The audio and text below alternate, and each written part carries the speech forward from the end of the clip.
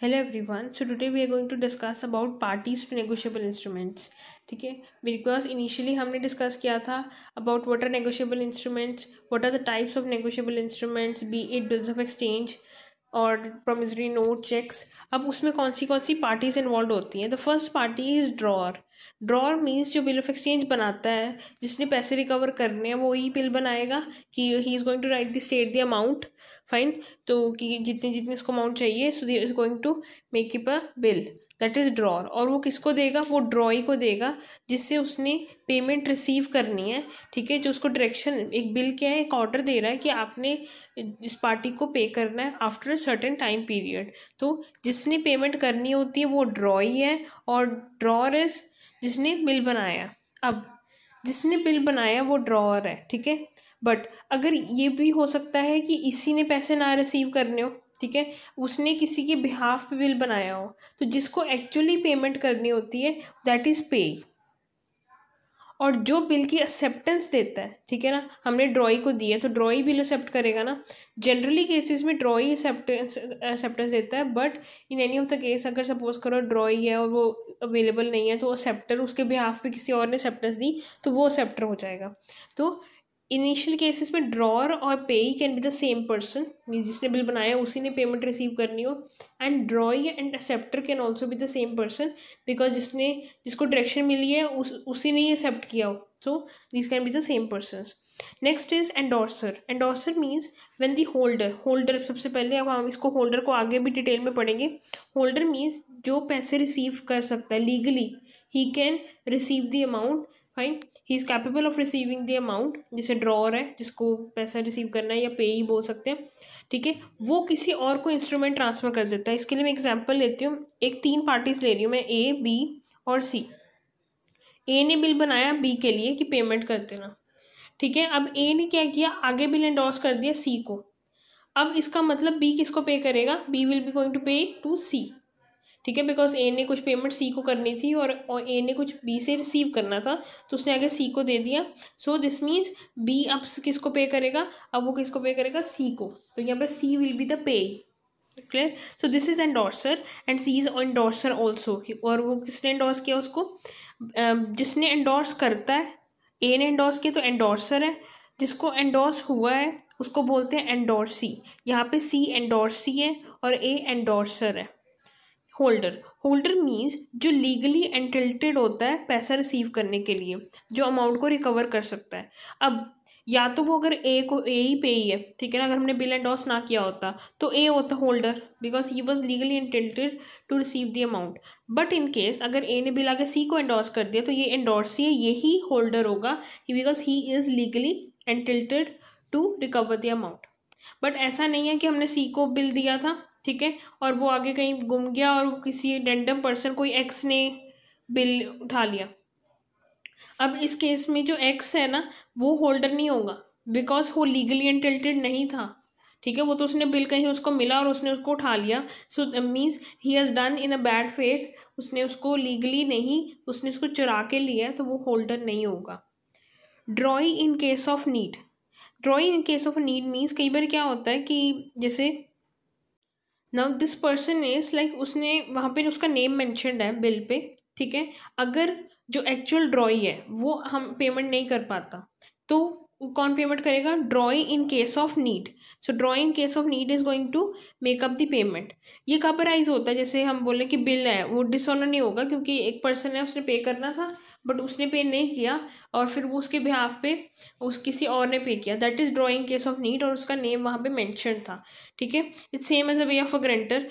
और ये bill accept नहीं करता. बिल सपोज अगर यहीं पे सपोज करो जैसे ए और बी पार्टी थी और बी ड्रॉई था, ठीक है, बट इसने पेमेंट नहीं की और उसके बिहाफ पे drawing case of need C था, तो C will be the honouring this payment. Acceptor for honour. कई बार क्या होता है, कुछ पार्टीज वॉलंटरली एक्सेप्ट करते हैं कि अगर पेमेंट नहीं हो पाती है सो आई विल पे.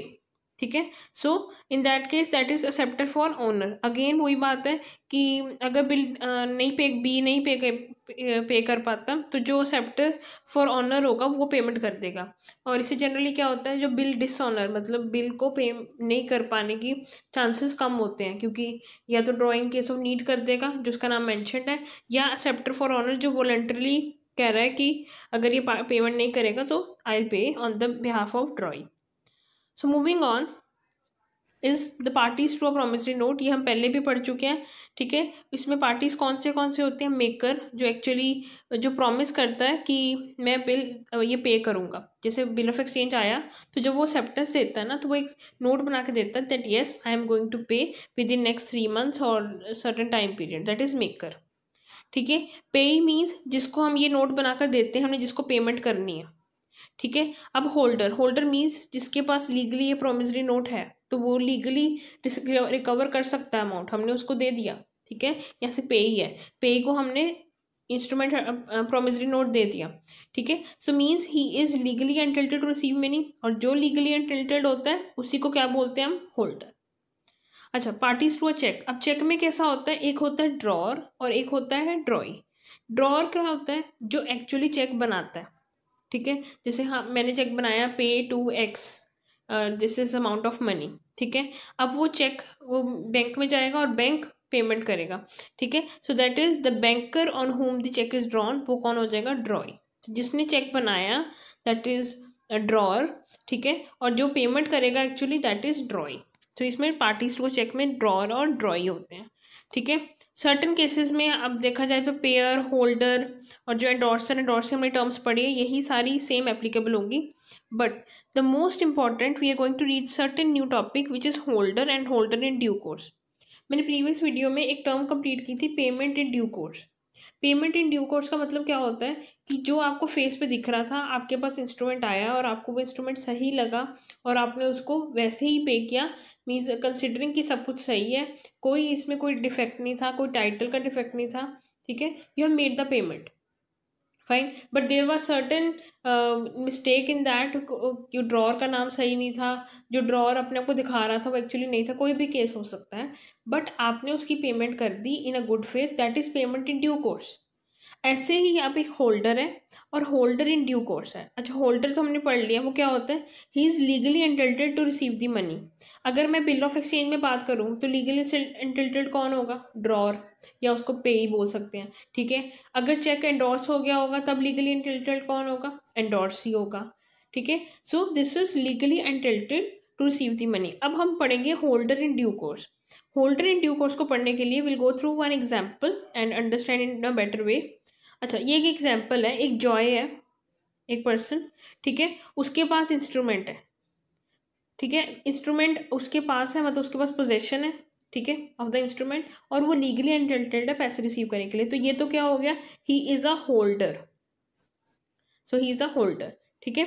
अब उसने क्या किया? अपना चेक ना, अपना प्रोमिसरी नोट या कुछ भी अपना सर्वेंट को दिया, ठीक है, और वो ना बियरर इंस्ट्रूमेंट था। बियरर का मतलब पता है, हमने पढ़ चुके हैं, ओपन इंस्ट्रूमेंट है, जिसके पास भी आगे वो कैश करा सकता है, तो that is an open instrument. उसने सर्वेंट को दिया कि अपनी कस्टडी में रख लो, ठीक है। तो उसने तो सर्वेंट को किसके लिए दिया था? अपनी सेफ कस्टडी में रखने के लिए, ठीक है। अब ये तो ऑनर नहीं है, इसका काम क्या था? सिर्फ अपनी सेफ कस्टडी में रखने के लिए। बट इसने क्या किया? इसने आगे ट्रांसफ़र कर दिया अनु को, ठीक है। अब अनु को नहीं पता कि जो सर्वेंट जो इंस्ट्रूमेंट दे रहा है इसके पास कोई ऑनरशिप नहीं है, ठीक है, उसके पास कोई डिफेक्टिव टाइटल नहीं है, ठीक है। वो उसने भी टाइटल ले लिया इन अ गुड फेथ कि हाँ ठीक है, वो मेरे को पर्सन दे रहा है, ठीक है। इसमें फ्रॉड सर्वेंट ने किया है, बट अनु को इसके बारे में कोई इन्फॉर्मेशन नहीं थी, राइट। सो अब उसके बाद अब इंस्ट्रूमेंट किसके पास आ गया? अब मैं प्रोमिसरी नोट की बात ही करूँ तो अगर इंस्ट्रूमेंट किसके पास आ गया? अनु के पास आ गया। तो Anu is legally entitled to receive the money because she has the possession of money. और इसमें जो ये अनु है, ये क्या हो जाएगी? Holder in due course, holder in due course. So this means Joy, जिसके पास पहले पोजेशन था और लीगली एंटिटल्ड था, उसने अपने सर्वेंट को दिया। अब सर्वेंट ने आगे फ्रॉड किया, बट अनु के पास कोई डिफरेंस बिटवीन होल्डर और होल्डर इन ड्यू कोर्स, ठीक है। सो उसके पास पोजेशन आ गया होगा, ठीक है। और पोजेशन, प्लीज़ ये ध्यान रखना, पोजेशन बिफोर मेच्योरिटी डेट आया हो। जैसे अगर 3 नवंबर डेट है मेच्योरिटी की, तो 3 नवंबर कोई बिल मिला तो वो होल्डर इन ड्यू कोर्स नहीं माना जाएगा, it should be before maturity, ठीक है। और पोजेशन से ही ट्रांसफर हो जाएगा अगर वो बियरर इंस्ट्रूमेंट है, ओपन है ना, पोजेशन से ही कैशमेंट होती है, और it has to be in good faith, ठीक है। कोई टाइटल उसने चुराया है या कुछ ऐसा नहीं, जैसे सर्वेंट ने चुराया था, तो servant holder in due course नहीं है, ठीक है। सो This was about the holder and holder in due course. Moving on, I'm just taking up one more example. Now see, now Joy के पास इंस्ट्रूमेंट था. मैं ऑर्डर इंस्ट्रूमेंट की बात कर रही हूँ क्योंकि मैंने प्रीवियस में बियरर की. बियरर मतलब ओपन इंस्ट्रूमेंट. ऑर्डर में तो आपको पता है ना, जिसमें नाम मेंशन होता है उसी को ही ट्रांसफर होती है. अब एक्स ने ना कैसे मर्जी करके अनलॉफुल मीन्स से जॉय से इंस्ट्रूमेंट ले लिया, ऑर्डर इंस्ट्रूमेंट. ऑर्डर इंस्ट्रूमेंट मतलब उसने अपना नाम लिखवा लिया या कुछ भी, उसके वजह से अपने नाम पे ट्रांसफ़र कर दिया. ठीक है. अब इसने तो चोरी चकारी से किया ना, तो इसका टाइटल डिफेक्टिव है वैसे. बट एक्स ने फिर आगे ट्रांसफ़र कर दिया, एंडोर्स कर दिया उसको अनु को फॉर द सेम वैल्यू. अनु को इसके बारे में कुछ नहीं पता कि एक्स ने टाइटल कैसे लिया. She has recovered that amount in good title in good faith. तो इसमें अनु क्या हो जाएगी, Anu will be holder in due course. So I hope the difference between holder and holder in due course is clear. And same was the difference between payment and payment in due course. जब आप payment करते हो means as a due date, and payment in due course means आप payment करते हो जो आपको on the face of it सब सही लग रहा था and you have made the payment in good title. So this was, so now we are going to go for the qualifications of holder in due course. ठीक है. अब qualifications क्या क्या हो जाएंगी. He must be a holder means again he must be entitled to recover the amount. तो वो भी एक होल्डर ही हो जाएगा, तभी उसको होल्डर इन ड्यू कोर्स बोलते हैं. क्योंकि so now we are going to discuss about the qualifications of a holder in due course. ठीक है.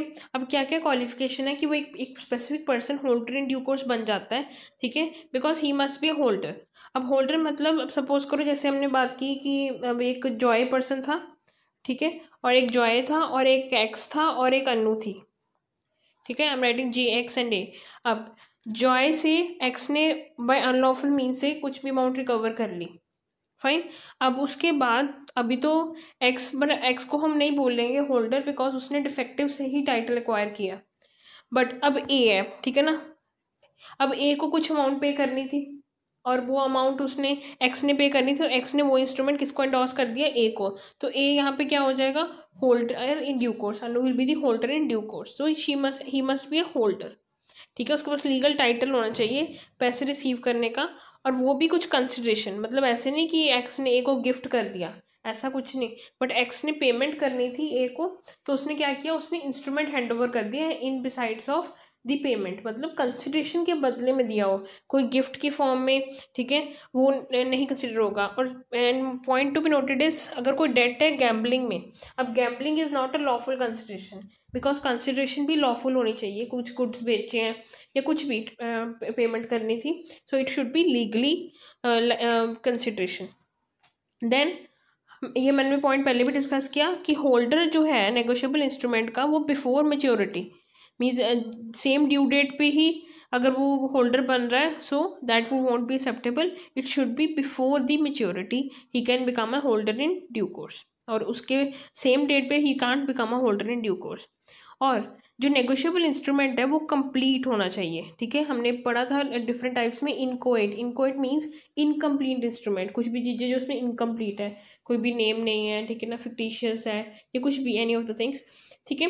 सो अब यहाँ पे जब कोई भी इंस्ट्रूमेंट हैंड ओवर करता है ना, जैसे ए है, ए इंस्ट्रूमेंट ले रहा है, तो ए की रिस्पॉन्सिबिलिटी बनती है मेक श्योर करना कि वो सारा का सारा कंप्लीट है. ठीक है. And should be confirmed.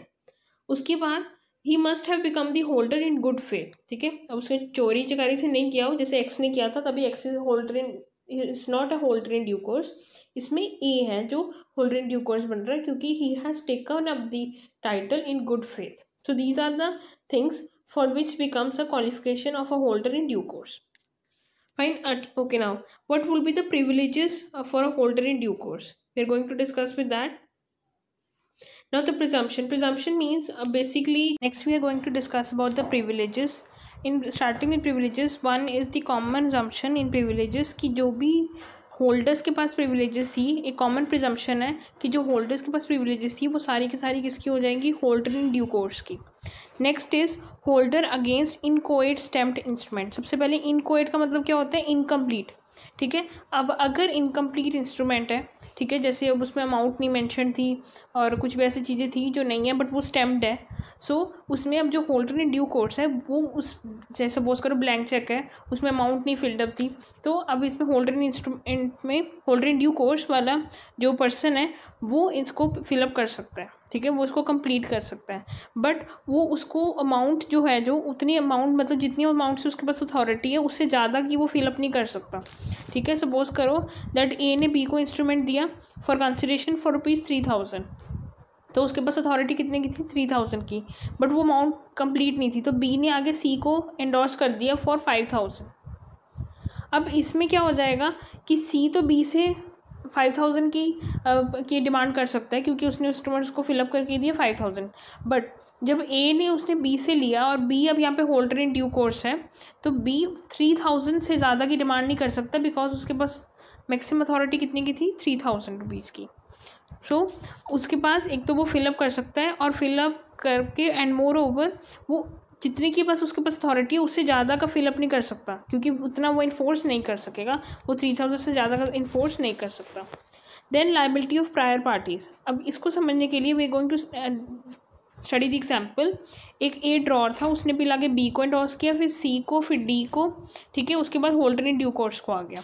अब अगर सपोज करो कि जो ये पर्सन है जिस ड्रॉई है जॉय, उसने पेमेंट नहीं की, तो उस केस में अगर उसको पेमेंट नहीं मिलती तो वो सारी ही पार्टीज़ को ऑन होल्ड पे रख सकता है। ठीक है, जो भी प्रायर पार्टीज थी जिनको पेमेंट मिलनी थी उनको भी वो होल्ड पे रख सकता है। Next point is under privileges is fictitious drawer और पे। ठीक है, अब सपोज करो कि बिल ऑफ एक्सचेंज जो was payable by a drawee to a person, जिस पर्सन को पे करना था वो फिक्टिशियस है। फिक्टिशियस मतलब जिसने पे किया, जो पे ही है बेसिकली, जिसको हमने पे करना है। पे कौन होता है, जिसको हमने एक्चुअल में पे करना है, वो और जिस पर्सन को उन्होंने एंडोर्स किया, ठीक है, वो it was in the same hand writing, मतलब उसने अपने आप को एंडोर्स कर दिया। सो this is fictitious, this is unclear. ठीक है, तो सपोज करो एक ड्रॉर है, उसने एंडोर्स किया, जिसको एंडोर्स किया वो होल्डर इन ड्यू कोर्स हो जाएगा because now he is legally entitled to recover the amount. ठीक है, और जो एक जॉय है, जॉय मीन्स जो ड्रॉई है, अब इस केस में अब जॉय जो है वो पेमेंट, बिकॉज अब प्रिविलेज किसके पास आ गया, होल्डर इन ड्यू कोर्स के पास, कि वो रिसीव कर सकता है। तो जॉय इसका केस पे डिनाई नहीं कर सकता पेमेंट को, कि वो बोले कि सिग्नेचर जो ड्रॉर है और एंडोर्समेंट के हैं वो सेम पर्सन के हैं, तो ये एक फिक्टिशियस है, ये अनक्लियर चीज़ है, तो मैं ये पेमेंट नहीं करूँगा, बट उसको पेमेंट करनी पड़ेगी। तो ये एक प्रिविलेज है होल्डर इन ड्यू कोर्स के पास।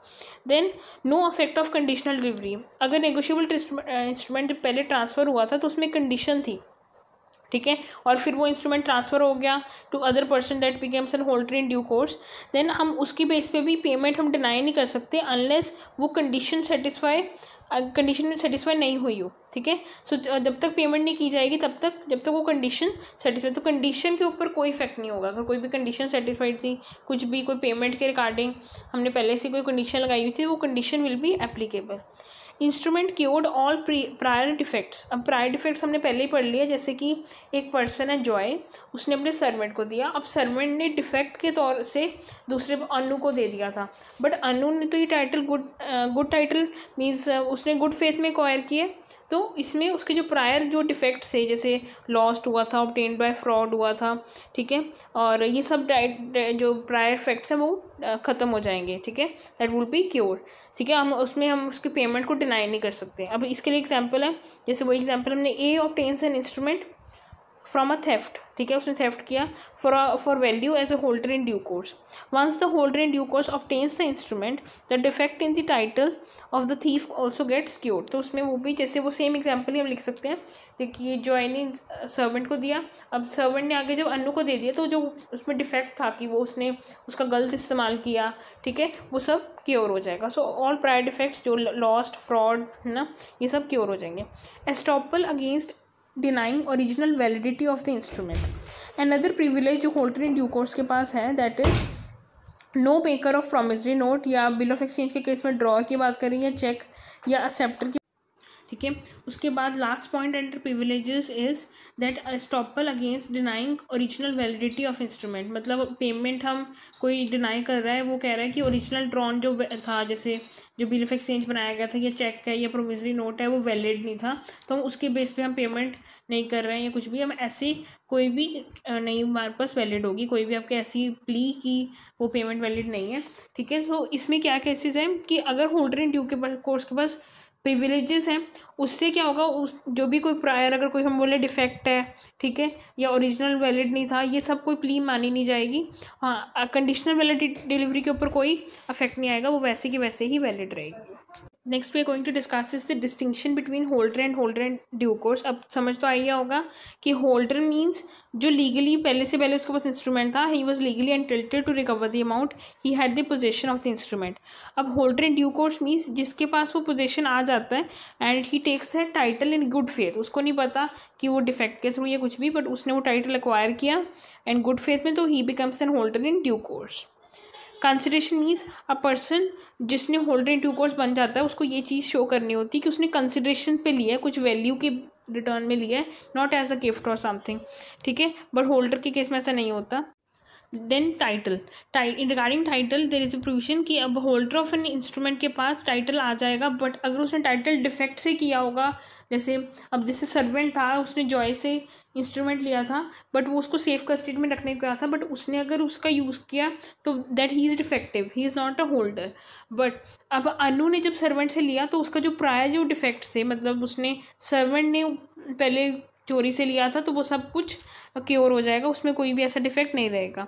Liability, then holder in due course भी अगर पेमेंट नहीं होती तो he can sue to all the parties involve, ठीक है, and same case in the holder also.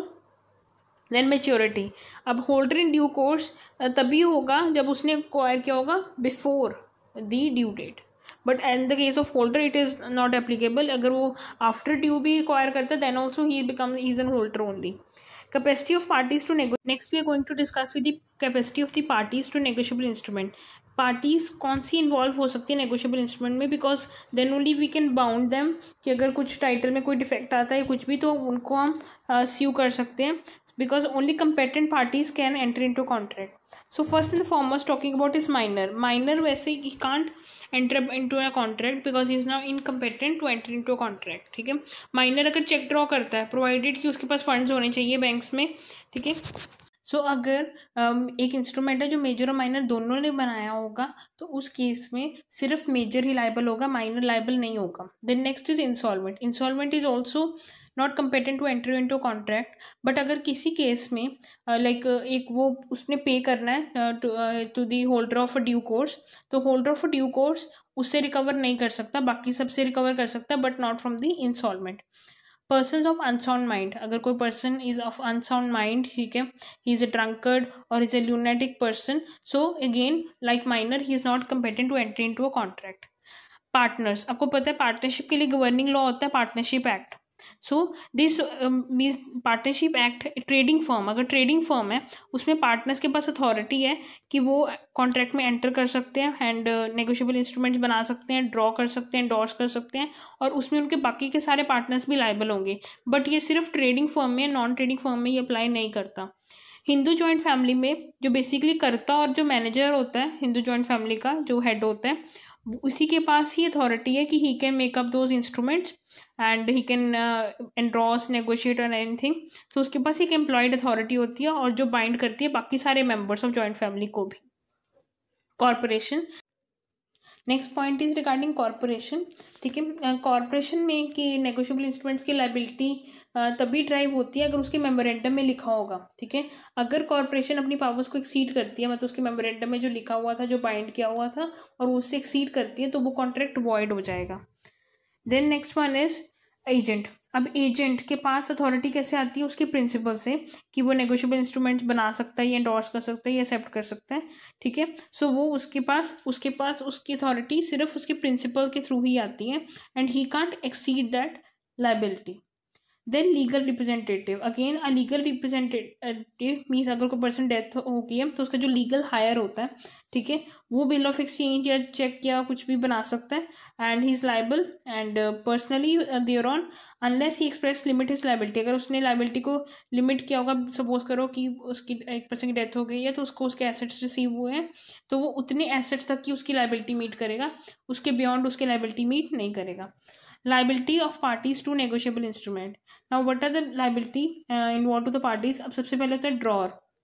अब ड्रॉर की क्या लाइबिलिटी होती है इस रिगार्डिंग कि ड्रॉर लाइबिलिटी तभी अराइज होती है अगर ड्रॉई है वो पेमेंट नहीं कर पाता, वो डिसऑनर हो जाता है इंस्ट्रूमेंट, तो उसने आगे किसी को बेसिस पे एंडोर्स किया होगा तो उसकी लाइबिलिटी अराइज हो जाएगी।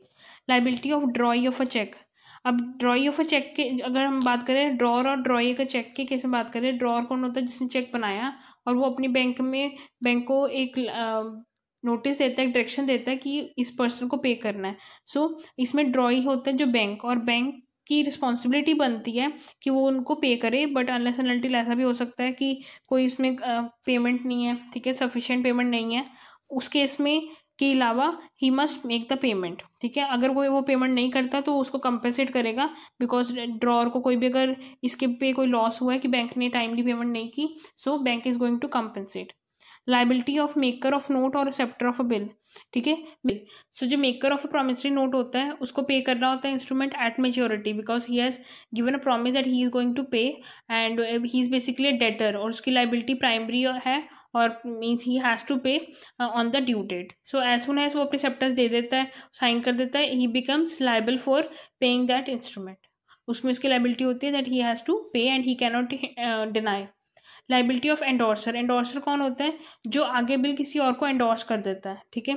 और अगर वो डिसऑनर हो जाता है तो फिर जो अब होल्डर है उसको कंपेंसेट करना ही पड़ेगा, ठीक है, because he has endorse a bill to other person कि उसको पेमेंट मिल जाएगी। बट अगर ड्रॉई डिसऑनर हो गया है तो उसमें एंडोर्सर की एक लाइबिलिटी बनती है that he is going to pay to whom the bill has been endorsed. Next is liability of next we are going to talk about liability of the prior parties to holders in due course, ठीक है। अब ये हो सकता है कि prior parties बहुत सारी इन्वॉल्व हो। सपोज करो ए है, उसने आगे बिल दिया बी को, बी ने आगे बिल दिया सी को, ठीक है। अब सी होल्डर इन ड्यू कोर्स है, तो ये प्रायर पार्टीज इन्वॉल्व है, बट इनकी लाइबिलिटी स्टिल तब तक रहेगी जब तक ड्रॉई है, सपोज करो ड्रॉई यहाँ पर सेम पर्सन मेरी जॉय है, ठीक है, वो पेमेंट नहीं करता, तब तक इनकी लाइबिलिटीज भी रहेंगी। They are not discharge from their liabilities, because अगर जॉय ने पे नहीं की तो जो लाइबिलिटी बी की थी टुवर्ड्स सी या ए की थी towards B, that will still be there जब तक कि हमारा ड्रॉई जो प्रिंसिपल डेटर है वो पेमेंट नहीं करता, ठीक है। They are not discharge from the liabilities. सिर्फ बिल एंडोर्स करने से लाइबिलिटीज खत्म नहीं हो जाती, ठीक है, जब तक कि फाइनल हमारे पास उसकी पेमेंट नहीं आ जाती ड्रॉई से, तब तक वो लाइबिलिटीज स्टिल रहेंगी। So that was all about the parties of negotiable instrument. What are the parties involve, उनकी लाइबिलिटीज क्या क्या है,